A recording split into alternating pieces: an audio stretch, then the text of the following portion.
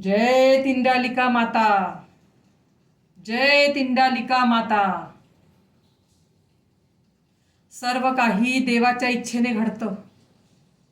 मानवाचं आयुष्य हे अदृश्य धाग्यांनी विणलेलं जाळं आहे, जिथे प्रत्येक घटना, प्रत्येक निर्णय हा आधीच नियतीने ठरवलेला असतो.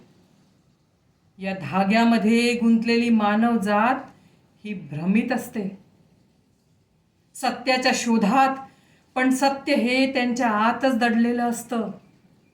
जीवन म्हणजे प्रवाह जो अनंत आहे, त्याच्या दिशेने चालणं म्हणजे सत्य शोधणं.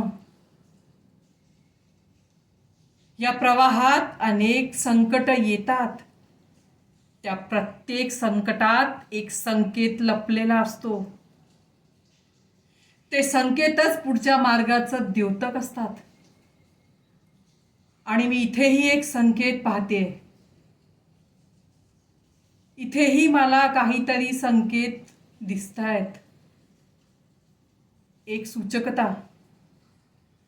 शुभ्रा आणि अगस्त्यचं नातं हे फक्त दोन जणांचं नातं नाही, तर दोन आत्म्यांचा संगम आहे. संगम. जय तिंडालिका माता.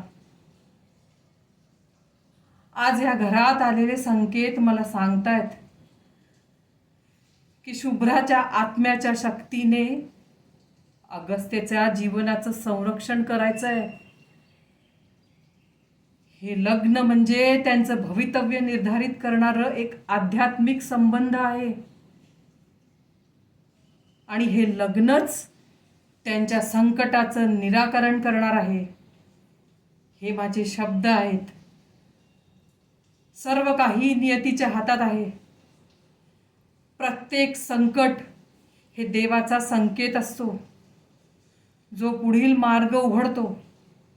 फक्त त्याला ओळखायचं असतं. जय तिंडालिका माता, जय तिंडालिका माता.